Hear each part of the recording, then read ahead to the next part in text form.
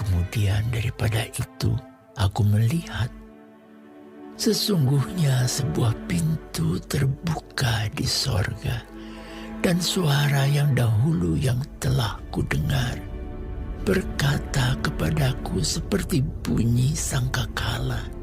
Katanya, "Naiklah kemari, dan aku akan menunjukkan kepadamu apa yang harus terjadi sesudah ini." Segera aku dikuasai oleh Roh, dan lihatlah, sebuah takhta terdiri di sorga, dan di takhta itu duduk seorang. Dan dia yang duduk di takhta itu nampaknya bagaikan permata yaspis dan permata sardis. Dan suatu pelangi melingkungi takhta itu, kilang gemilang bagaikan zamrud rupanya. Dan sekeliling takhta itu ada 24 takhta, dan di takhta-takhta itu duduk 24 tua-tua yang memakai pakaian putih dan mahkota emas di kepala mereka. Dan dari takhta itu keluar kilat dan bunyi guruh yang menderu, dan 7 obor menyala-nyala di hadapan takhta itu. Itulah ketujuh roh Allah. Dan di hadapan takhta itu ada lautan kaca bagaikan kristal. Di tengah-tengah takhta itu dan di sekelilingnya ada 4 makhluk penuh dengan mata di sebelah muka dan di sebelah belakang. Adapun makhluk yang pertama sama seperti singa, dan makhluk yang kedua sama seperti anak lembu, dan makhluk yang ketiga mempunyai muka seperti muka manusia, dan makhluk yang keempat sama seperti burung nasar yang sedang terbang. Dan keempat makhluk itu masing-masing bersayap 6, sekelilingnya dan di sebelah dalamnya penuh dengan mata. Dan dengan tidak berhenti-hentinya mereka berseru siang dan malam, "Kudus, kudus, kuduslah Tuhan Allah yang Maha Kuasa, yang sudah ada dan yang ada dan yang akan datang."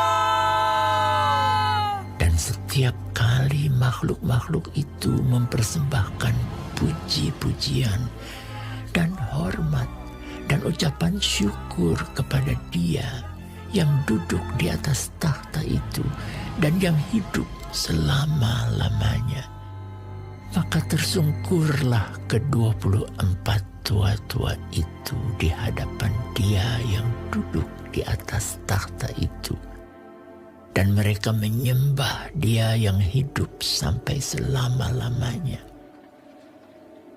Dan mereka melemparkan mahkotanya di hadapan takhta itu sambil berkata, "Ya Tuhan dan Allah kami, Engkau layak menerima puji-pujian dan hormat dan kuasa.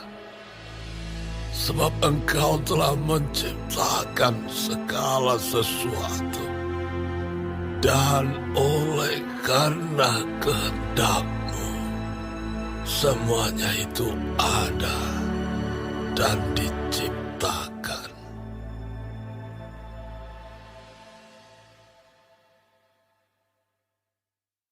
Shalom semua jemaat Tuhan, kembali kita di dalam pendalaman Alkitab Clear Sight. Sekarang kita sudah memasuki kitab Wahyu 4. Tuhan Yesus memberkati. Di ayat 1 dikatakan, "Kemudian daripada itu aku melihat, sesungguhnya sebuah pintu terbuka di sorga, dan suara yang dahulu yang telah kudengar berkata kepadaku seperti bunyi sangkakala, katanya, naiklah kemari dan aku akan menunjukkan kepadamu apa yang harus terjadi sesudah ini. Orang yang ingin tekun mengikuti Kristus harus tangguh di dalam menghadapi ancaman maupun prinsip hidup yang berbeda dengan dunia ini. Penglihatan Yohanes menunjukkan Allah dalam kebesaran dan kemuliaannya. Tahta Allah berada pada pusat penglihatan ini. Allah yang tak bisa digambarkan dengan hal apapun, tapi di pasal ini digambarkan melalui beberapa hal. Yang pertama adalah permata, menunjukkan keagungan Tuhan. Yang berikutnya adalah pelangi, mengingatkan kita akan anugerah dan kesetiaan Tuhan atas kita. Kita ingat itu di dalam zaman Nuh. Dan yang berikutnya adalah kilat dan guruh, menunjukkan kehadiran Tuhan dalam kekudusannya. Tuhan yang berdaulat dalam pemerintahannya. Tuhan berada di tempat yang tertinggi di atas kekuasaan manusia. Inilah yang menjadi penghiburan bagi umat Tuhan yang berada dalam aniaya pada zaman kekuasaan Romawi pada masa Yohanes. Dan ini jugalah yang menjadi penghiburan bagi kita umat yang percaya. Inilah yang membuat kita memperoleh kekuatan dan semakin bertekun di dalam Tuhan walaupun dalam masa-masa yang sulit.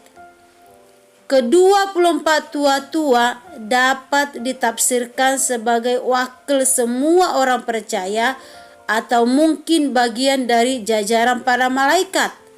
Tapi siapapun mereka, yang menjadi fokus kita adalah tindakan mereka atau apa yang mereka lakukan, yaitu menyembah Tuhan. Mereka mengakui bahwa otoritas yang mereka miliki berasal dari Tuhan. Itu sebabnya mereka melemparkan mahkota mereka di hadapan tahta itu. Itu dikatakan di dalam ayat 10 sampai 11. Maka tersungkurlah ke-24 tua-tua itu di hadapan Dia yang duduk di atas tahta itu, dan mereka menyembah Dia yang hidup sampai selama-lamanya. Dan mereka melemparkan mahkotanya di hadapan tahta itu sambil berkata, Ya Tuhan dan Allah kami, Engkau layak menerima puji-pujian dan hormat dan kuasa, sebab Engkau telah menciptakan segala sesuatu, dan oleh karena kehendak-Mu semuanya itu ada dan diciptakan. Keempat makhluk mewakili seluruh ciptaan yang berada di hadapan kekudusan Tuhan. Kata kudus diulang 3 kali. Kekudusan Tuhan harus didasari dari penyembahan kita. Apakah di dalam penyembahan kita itu kita senantiasa takjub akan keagungan, kebesaran, dan kemuliaan Tuhan? Ibadah penyembahan tanpa rasa ketakjuban dan keagungan Tuhan adalah ibadah yang tak hidup, ibadah yang tak bernyawa. Kita harus sadar dan tahu bahwa yang terutama dalam hidup ini adalah menyembah Tuhan di dalam keagungan dan kekudusannya. Kita juga harus yakin bahwa Tuhan yang mengontrol segala sesuatu yang terjadi di dunia ini. Untuk itu kita perlu bertekun di dalam perjalanan iman kita, sebab Dia adalah Tuhan yang kudus. Kudus, kuduslah Tuhan Allah yang Maha Kuasa, yang sudah ada dan yang akan datang. Amin. Tuhan Yesus memberkati.